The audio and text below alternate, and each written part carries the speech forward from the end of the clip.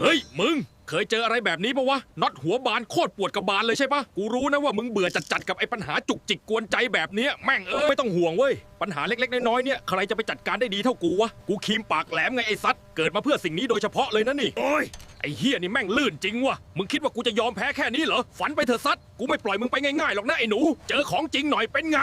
เห็นปะล่ะนี่แหละความเทพของกูไอ้สายไฟพันกันยุ่งเหยิงแค่ไหนกูจัดการได้หมดไม่ต้องกลัวกูจะแกะให้มึงทีละเส้นไม่ต้องห่วงเลยนะเว้ยเป็นไงล่ะไอ้พวกปัญหาจุกจิกเนี่ยกูจัดการให้เรียบร้อยเห็นไหมล่ะว่ากูเจ๋งแค่ไหนใครว่าครีมปากแหลมไม่สำคัญวะแม่งโคตรจำเป็นเลยนะเว้ยถ้าชอบความเทพของกูและอยากให้กูไปช่วยแก้ปัญหาให้มึงนะ